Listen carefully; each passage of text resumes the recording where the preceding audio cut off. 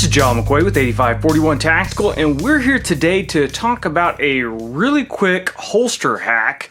Now, this holster that I've got right here is a T-Rex Arms sidecar, and it's a really cool appendix holster that carries an optics-equipped handgun. In this case, it's a Glock 19 equipped with an Inforce APLC, and it allows you to also carry a magazine in the holster as well. And I really like this holster. I've been using it for about a month now, I think. I really like the fact that it co-locates the magazine with the handgun, and what that does is that prevents your magazine from riding high and tipping out. When the magazine tips out, it prints pretty badly against your shirt. So if you don't want to carry the magazine further back, if you want your magazine right up front, then this is a really good option. It does have some really cool features like this little wing here that helps pull the butt of the handgun in. It keeps it from leaning out. And it has these nice clips that are adjustable on ride height, and we did adjust this a little bit.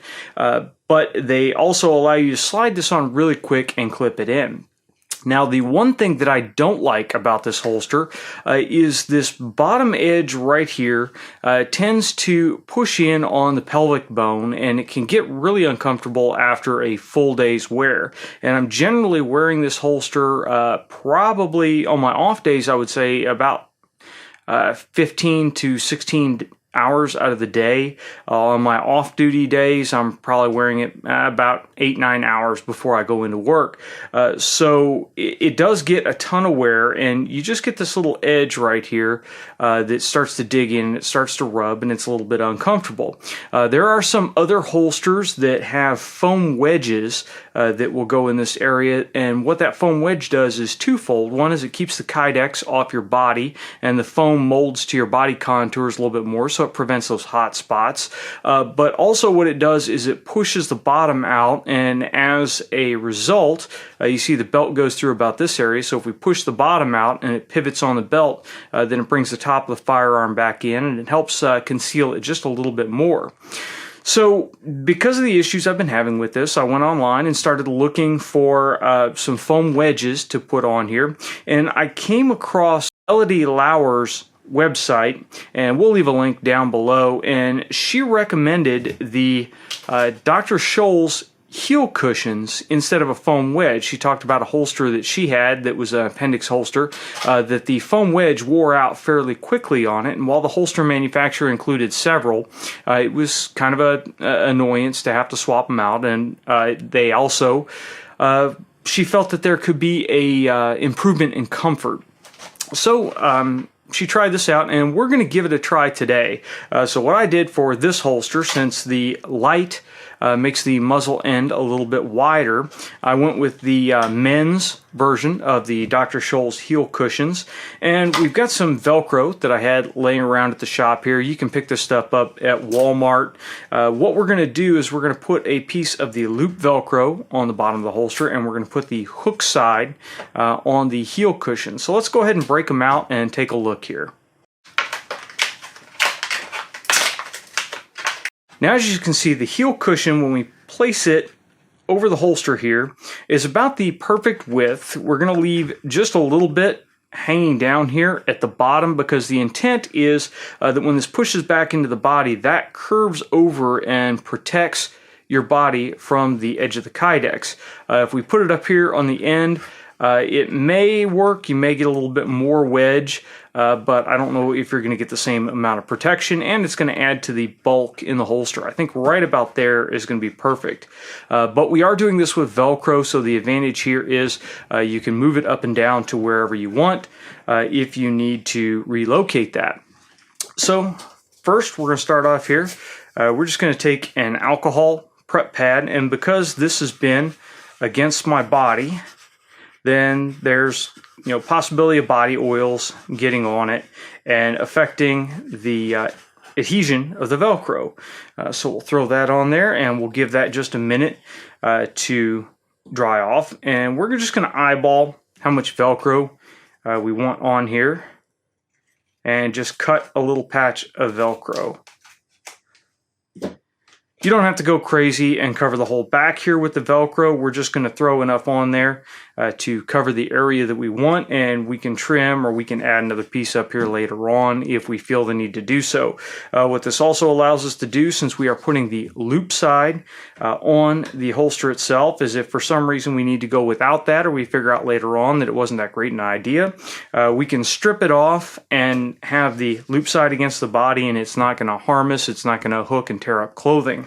If we put the hook side on here, it's going to load up very quickly, and it's going to abrade clothing. The loop side of Velcro is pretty bad on stuff.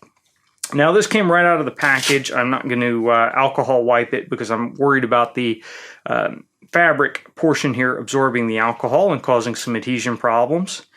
So we are just going to peel this guy off, line it up here, and this Velcro, it doesn't matter what the orientation is, and we're just going to stick it on there and mash that down nice and tight.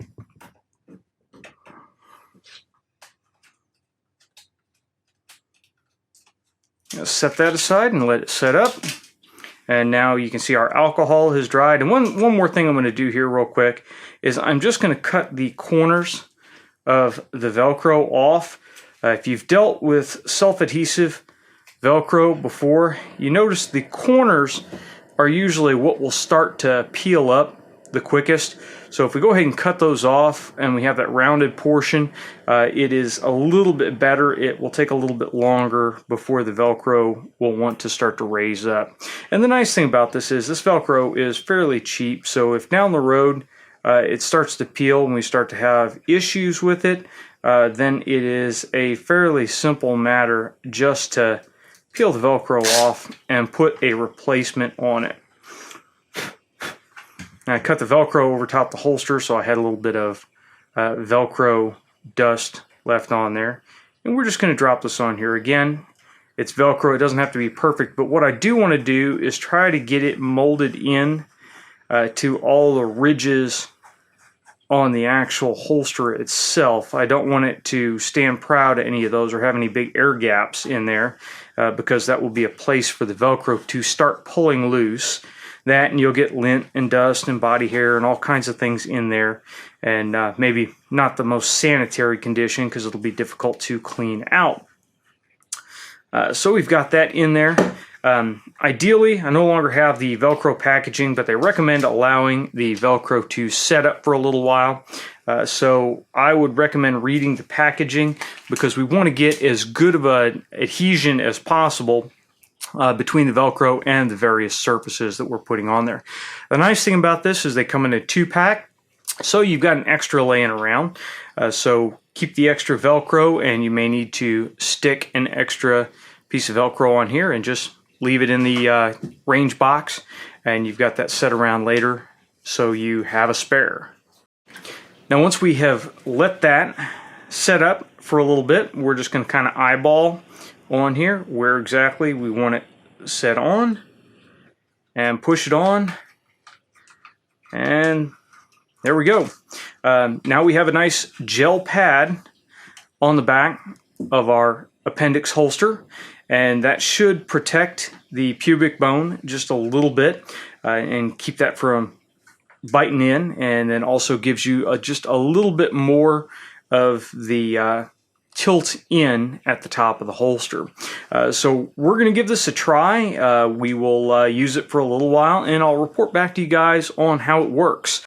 If you like the video, please make sure you like, share, and subscribe. And until next time, get out and shoot.